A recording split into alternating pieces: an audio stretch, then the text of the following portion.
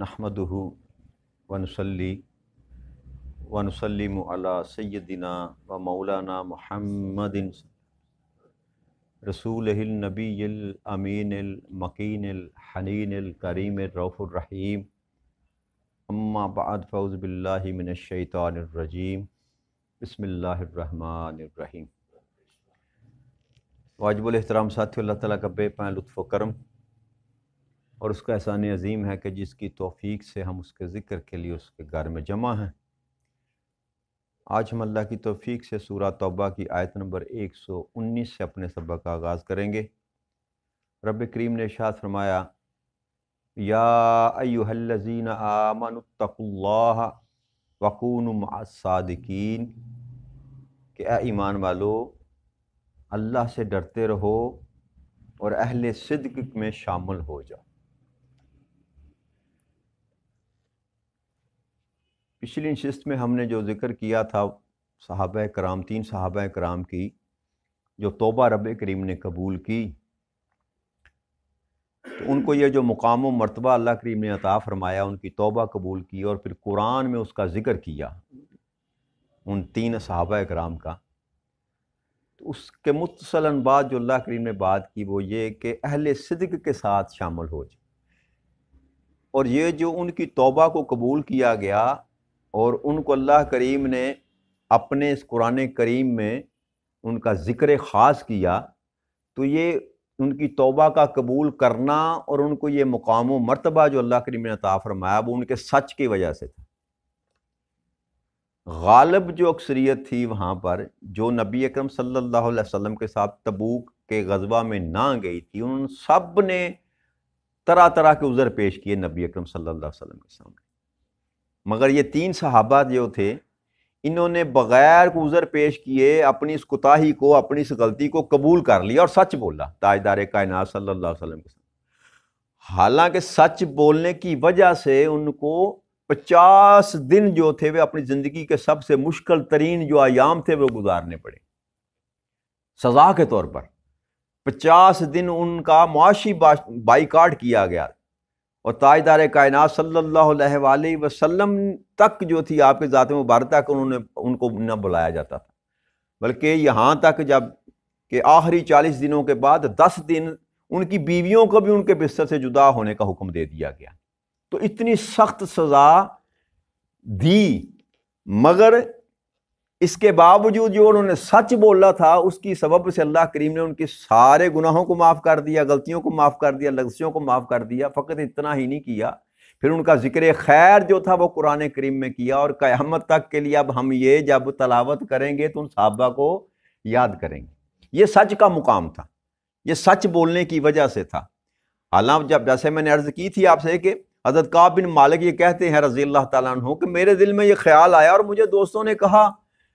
तुमने ये क्या किया, जैसे दूसरे लोग कह रहे थे उज़र पेश कर रहे थे, तुम भी उज़र पेश कर देते तो तुम्हारी भी निजात हो जाती, नबी अकरम सल्लल्लाहु अलैहि वसल्लम दुआ फरमा देते, तुम्हारा मामला टल जाता। तो आपने फरमाया कि मेरे दिल में ख्याल आया, मगर जब मुझे पता चला कि मेरे 2 और साथी हैं जिन्होंने सच बोला है, तो फिर मैं भी पक्का हो गया इस बात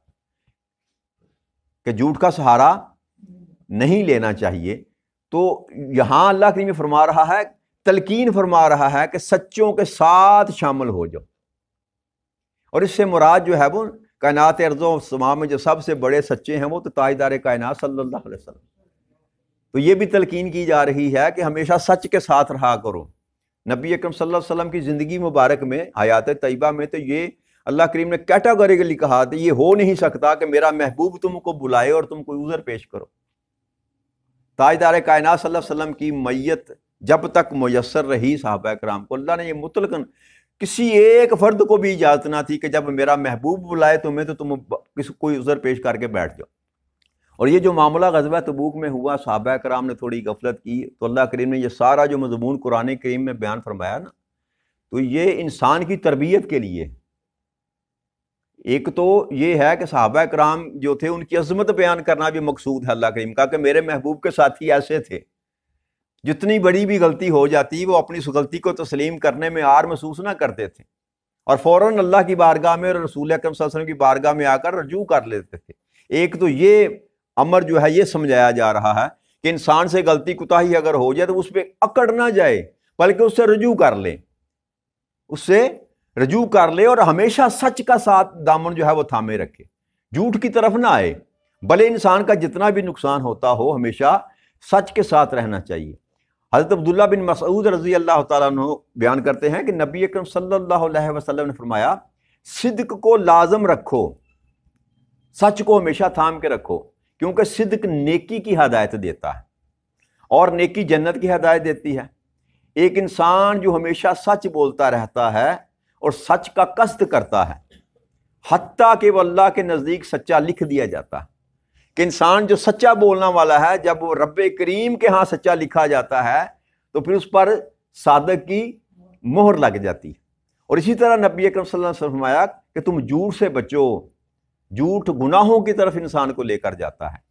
اور گناہ دوزخ کی طرف لے کر جاتے ہیں، اور ایک بندہ جو ہمیشہ جھوٹ بولتا رہتا ہے اللہ کے ہاں پھر اس کو جھوٹا لکھ دیا جاتا ہے۔ تو یہ انسان کی جو عادت ہوتی ہے نا، ایک ہوتا ہے کہ انسان سے نہ چاہتے ہوئے کوئی ایسی کلام ہو گیا جو حق پر مبنی نہ ہو، اس کو جھوٹ بولنا نہیں کہتے، کہ انسان نے کوئی بات کی جو حق پر نہ تھی یا سچ نہ تھی، مگر انسان کے ارادے میں یہ بات نہ تھی کہ میں جھوٹ بولوں۔ جھوٹ ہوتا ہے کہ انسان جانتے بوجھتے ہوئے کہ جو میں بات کر رہا ہوں یہ حق نہیں ہے، یہ سچ نہیں ہے، پھر اس کو بیان کرے۔ اور دوسری ہے عادت بنا لینا، عادت بنا لینا۔ تو جو کذب بیانی کی عادت بنا لیتا ہے اس کے لیے تنبیہ ہے کہ تم جب اللہ کے ہاں تمہاری جب عادت یہ بن جائے گی تو پھر رب کریم کے ہاں تمہیں کاذب لکھا جائے گا، اللہ کی طرف سے تمہیں مہر مل جائے گی یہ کہ تم جھوٹے ہو۔ اسی طرح حضرت عبداللہ بن عمر رضی اللہ تعالیٰ بیان کرتے ہیں کہ رسول اکرم صلی اللہ علیہ وآلہ وسلم نے فرمایا، جب کوئی بندہ جھوٹ بولتا ہے تو اس کی بدبو کی وجہ سے فرشتہ 1 میل دور چلا جاتا ہے۔ اس فعل کی وجہ سے جب انسان کذب بیانی کرتا ہے تو جو رحمت کا فرشتہ ہوتا ہے نا وہ اسے 1 میل دور چلا جاتا ہے۔ امام غزالی اس کے حوالے سے لکھتے ہیں کہ کسی مسلمان کی جان یا اس کی امانت کو بچانا جھوٹ بولنے پر موقوف ہے۔ نبی اکرم صلی اللہ علیہ وسلم کی بارگاہ اقدس میں ایک شخص حاضر ہوا، اس نے آ کر کہا کہ اللہ کے رسول، کہ میں شراب بھی پیتا ہوں، زنا بھی کرتا ہوں، چوری کرنے کی مجھ کو عادت ہے، اور میں جھوٹ بھی بہت بولتا ہوں،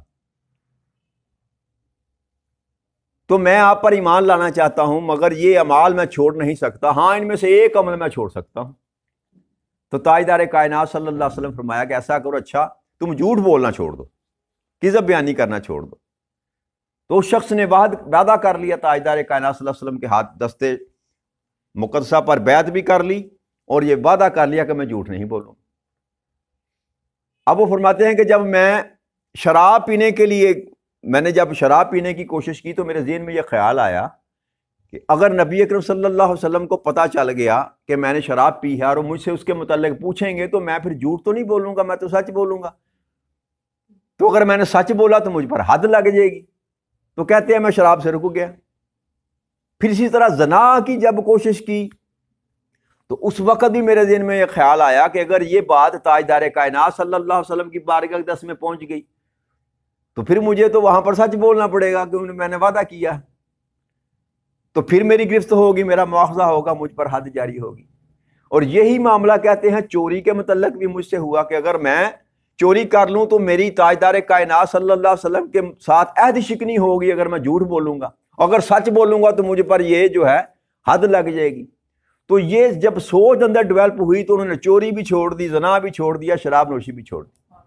تو انہوں نے اس بات کا اظہار کیا تاجدار کائنات صلی اللہ علیہ وسلم کے سامنے کہ آپ نے اچھا کیا جو مجھ سے جھوٹ نہ بولنے کا عہد لیا۔ تو یہ جھوٹ اتنی بڑی بیماری ہے، اگر انسان کو سچ بولنے کی عادت پڑ جائے تو انسان ہزاروں برائیوں سے بچ جاتا ہے۔ دیکھیں نا، اولاد اگر یہ تہیا کر لے، کوئی بیٹا ہے یا بیٹی ہے کہ میں نے سچ ہی بولنا ہے، تو پھر وہ کوئی بھی ایسا عمل نہ کرے گا کہ جس سے ماں یا باپ پوچھے اس کو تو اس کو جھوٹ بولنا پڑے۔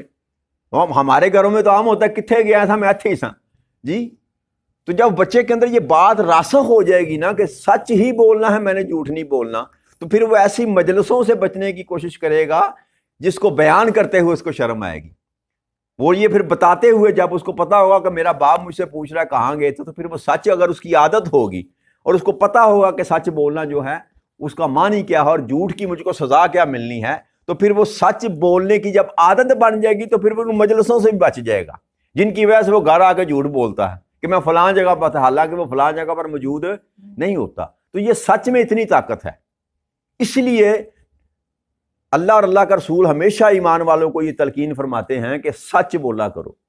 اور سچ میں بڑی طاقت ہے۔ تاجدار کائنات صلی اللہ علیہ وسلم کا جو لقب ہے نا صادق، آپ نے ساری زندگی جو ہے نا جھوٹ آپ کے سائے کے پاس سے بھی نہیں گزرا، اور آپ کی صداقت کی گواہی وہ کفار اور مشرکین بھی دیتے تھے، آپ کی صداقت اور امانت کی گواہی۔ یہ تھا تاجدار کائنات صلی اللہ علیہ وسلم کا کردار جو انہوں نے بعثت سے پہلے تاجدار کائنات صلی اللہ علیہ وسلم نے دنیا کو کر کے دکھایا۔ تو لہٰذا صدق کو اپنانا جو ہے یہ سب سے بڑی سنت ہے تاجدار کائنات صلی اللہ علیہ وسلم کی۔ حکم خداوندی بھی ہے کونوا مع صادقین، سچوں کے ساتھ ہو جائے، یہ حکم ہے۔ اور اگر نبی اکرم صلی اللہ علیہ وسلم کی سنتوں کے دیکھا جائے تو سب سے بڑی جو سنت ہے وہ تاجدار کائنات صلی اللہ علیہ وسلم کا سچ بولنا ہے۔ لہذا اس کو ہمیں اپنانا چاہیے کہ کبھی بھی جو ہے اپنی زندگی میں جھوٹ کو شامل نہ کرے، چاہے جا کہ آپ کو اپنی جان کا خطرہ نہ ہو، کسی ظالم کے شکنجے میں آپ آ جائیں تو آپ جھوٹ جو ہے وہ بول سکتے ہیں، مگر یہ ہے کہ عادت بنا لے مال بیچتے ہوئے جھوٹ بولنا، قسمیں اٹھا اٹھا کے مال بیچنا۔ جی ہمارے تو معاشرے میں ہر عادت بن چکی ہوئی ہے نا، کسی سے بھی بات کریں نا، کوئی بھی دکاندار ہے الا ماشاءاللہ وہ بات ہی یہاں سے شروع کرتا ہے، اللہ کی قسم اتنے میں تو مجھے گھر پڑتا ہے۔ وہ سمجھتا ہی نہیں اس بات کو کہ میں ایک تو خدا کی جھوٹی قسم اٹھا رہا ہوں اور دوسرا میں جھوٹ بول رہا ہوں۔ کیا ضرورت ہے یار، اگر تمہیں بارے میں نہیں آتا تو نہ بیچو، اگر بارے میں آتا تو بیچو، اس میں قسمیں اٹھانے کی اور جھوٹ کو شامل کرنے کی کوئی ضرورت نہیں ہے۔ لہٰذا اگر صدق کو اپنا لیا جائے تو ہزاروں ہماری معاشرتی برائیاں ایسی ہیں جو خود بخود اس معاشرے سے دور ہو جائیں۔ سچ بولنے کی عادت اپنائیں، اور اس کا اجر جو ہے وہ پھر تاجدار کائنات صلی اللہ علیہ وآلہ وسلم کی طرف سے اور اللہ کی طرف سے آپ کو عطا کیا جائے گا کہ آپ سچے ہوں گے تو اللہ کے ہاں آپ کو صادق لکھ دیا جائے گا۔ یہ ٹائٹل رب کی طرف سے آپ کو ملے گا، اور یہ ٹائٹل وہ ہے جو تاجدار کائنات صلی اللہ علیہ وسلم کو عطا کیا گیا۔ وہ ان کا مقام و مرتبہ تو اپنی جگہ پہ، وہ تو سب سے بڑے صادق ہیں، وہ تو سب سے بڑے صادق ہیں، مگر ان کا فیض آپ کو بھی میسر آ سکتا ہے اگر آپ اس سچ بولنے کی عادت ڈال دیں۔ تو لہٰذا یہ جو قرآن کریم میں جو مضمون بیان کیا جاتا ہے، یہ جو تلقین کی جاتی ہے، یا جو اللہ کریم جو بیان کر رہا ہے، یہ محض جو ہے حظ لینے کے لیے یا مزہ لینے کے لیے نہیں ہے، یہ انسان کی تربیت کے لیے ہے، انسان کی تلقین کے لیے ہے، انسان کی تربیت کے لیے ہے۔ جب اللہ کہہ رہا ہے کہ سچوں کے ساتھ ہو جاؤ تو وہ یہ چاہتا ہے کہ ایمان والو تم سچے بن جاؤ، اور پھر یہ فرمایا کہ اللہ سے ڈرتے رہو، اللہ سے ڈرتے رہو کہ رب کریم تم سے ناراض نہ ہو جائے۔ تو یہ کہنے کا مقصد یہ تھا کہ جب میرا محبوب تمہیں کسی بھی امر کا حکم دے تو اس امر کو بجا لایا کرو، وہاں پر گزر نہ پیش کیا کرو۔ تو لہٰذا آج جب جس دور میں ہم بیٹھے ہیں، اگر تاجدار کائنات صلی اللہ علیہ وسلم ظاہری طور پر ہمارے پاس موجود نہیں ہیں، مگر آپ کے احکامات تو موجود ہیں، اللہ کے احکامات تو موجود ہیں، تو آج بھی حکم یہی ہے کہ اللہ سے ڈرتے رہا کرو۔ جس بات سے اللہ اور اللہ کا رسول تمہیں روک رہا ہے اس سے رک جانا، اس کو تقویٰ کہتے ہیں، اس کو پرہیزگاری کہتے ہیں۔ تو لہٰذا یہ دونوں حکم جو ہیں یہ قیامت تک کے لیے ہیں، یہ فقط ان صحابہ سے خطاب نہیں کیا جا رہا تھا، یہ ساری امت محمدیہ کے لیے خطاب ہے کہ ایمان والو اللہ سے ڈرتے بھی رہا کرو اور ہمیشہ سچوں کا ساتھ دیا کرو۔ تو لہٰذا ان چیزوں پر انسان کو غور کرنا چاہیے کہ رب کریم ہماری بھلائی کے لیے، ہماری فلاح کے لیے سارے معاملات کو یہ گفتگو جو کرتا ہے، جو مضمون جو سناتا ہے، یہ جو پچھلی قوموں کی قصے اور کہانیاں قرآن کریم میں بیان کی گئیں، یہ فقط مزہ لینے کے لیے نہیں ہے، اور یہ صحابہ کرام کا جو طریقہ کار بیان کیا جا رہا ہے، ان کے مسائل کو بیان کیا جا رہا ہے، ان کی لغزشیں اللہ کریم جو ہے وہ ہائی لائٹ کر کے بتا رہا ہے کہ یہ میرے صحابہ، میرے نبی کے صحابہ نے کیا تھا، پھر انہوں نے اس طرح کیا، پھر انہوں نے توبہ کی، میں نے ان کی قبول کر لی، پھر ان کو مقام و مرتبے عطا فرمائے۔ تو یہ سارا مضمون بیان کرنے کا مقصد میرے بھائیوں صرف یہ ہے کہ یہ ہماری تربیت کے لیے ہے کہ ہم سارے خطا کا پتلا ہیں۔ تاجدار کائنات صلی اللہ علیہ وسلم فرمایا کہ جو آدم ہے نا وہ خطا کار ہے، مگر فرق صرف اتنا ہے کہ جو پلٹ جاتا ہے وہ ایمان والا ہے، اپنی خطا سے، اپنی غلطی سے، اپنے گناہ سے جو پلٹ جاتا ہے وہ ایمان والا ہے۔ تو لہٰذا جو بھی بیان کیا جاتا ہے اس میں جو حاصل ہوتا ہے نا وہ چیز وہ تربیت ہے جس کو رب کریم بیان فرما رہا ہے۔ لہٰذا ہمیں کوشش کرنی چاہیے کہ جو بھی بات اللہ اور اللہ کے رسول کی طرف سے ہمیں حکمن ملتی ہے، تاجدار کائنات صلی اللہ علیہ وسلم کی سنت سے ملتی ہے، اس کو اڈاپٹ کرنے کی کوشش کریں، اس کو اپنے وجود پر وارد کرنے کی کوشش کریں۔ اور اگر میں ذاتی حیثیت میں فقط اپنے وجود پر ہی دین اسلام کو نافذ کر لوں نا تو مجھے یہ نعرے لگانے کی ضرورت نہیں پڑے گی کہ اسلامی نظام نافذ کرو۔ ہم نعرے لگاتے ہیں نا اسلامی نظام نافذ کرو، ہم میں سے ہر ایک جو ہے وہ اسلامی نفاذ چاہتا ہے، اسلامی نظام کا نفاذ چاہتا ہے۔ کون نہیں چاہتا؟ سارے ہی چاہتے ہیں، مگر یہاں سے اوپر پر ہم چاہتے ہیں، کیونکہ جب اپنے وجود پر آپ اسلام کو نافذ نہیں کرتے تو آپ چاہتے ہیں کہ ڈنڈے کے زور پر آپ پر اسلام نافذ کیا جائے۔ ایسی بات نہیں ہے۔ تاجدار کائنات صلی اللہ علیہ وآلہ وسلم نے تربیت کے ذریعے مسلمان بنائے تھے، ڈنڈے کے زور پر نہیں۔ ڈنڈے کے زور پر نہ اسلام کبھی پھیلا نہ کبھی پھیلے گا۔ اسلام تربیت سکھاتا ہے، اللہ کے ساتھ تعلق کو جوڑنے کا اسلوب بتاتا ہے۔ تو جب بندہ اللہ اور اللہ کے رسول کے ساتھ جڑ جاتا ہے نا تو پھر اس کی تطہیر خود بخود ہو جاتی ہے، برائیاں نکلتی چلی جاتی ہیں، اچھائیاں داخل ہوتی چلی جاتی ہیں۔ تو اس طرح تطہیر کے عمل سے گزار کا جو ہے ایمان والوں کو اس مقام پر پہنچایا جاتا ہے، تب جا کر وہ محمدی معاشرہ تشکیل پاتا ہے۔ یہ نہیں ہے کہ تلوار کے زور سے آپ چاہیں گے کہ اسلام نافذ کر دیا جائے۔ تلوار کے زور پر نہ پہلے اسلام نافذ ہوا نہ قیامت تک یہ معمول ہوگا۔ وہ جنگ کرنا دشمنوں کے ساتھ، کافروں کے ساتھ، وہ علیحدہ معاملہ ہے۔ اسلامی معاشرے کے قیام کے لیے ہر فرد کا اپنی ذات پر اسلام کو لاگو کرنا یہ ضروری ہے۔ تو جب میں کوشش کروں گا کہ میں اپنے آپ کو مسلمان بنا لوں صحیح معنی میں، آپ کوشش کریں گے تو آہستہ آہستہ یہ سارے کا سارا جو معاشرہ ہے یہ اسلامی معاشرہ بن جائے گا۔ اس کے علاوہ دوسرا اور کوئی طریقہ نہیں ہے، سرجری تو ہو نہیں سکتی جی۔ باقی وہ رب کا نظام ہے، اگر وہ چاہے گا تو اوپر والوں کو نیچے کر دے گا، نیچے والے کو اوپر کر دے گا۔ یہ انقلاب ہوتا ہے اور یہ رب کے امر کے بغیر ممکن نہیں ہوتا۔ تو لہٰذا ہم نے اپنی طرح کوشش کرنی چاہیے کہ اللہ اور اللہ کے رسول کے احکامات کو اپنے وجود پر وارد کرنے کی کوشش کریں۔ وما علینا الا البلاغ المبین۔ السلام علیکم ورحمۃ اللہ۔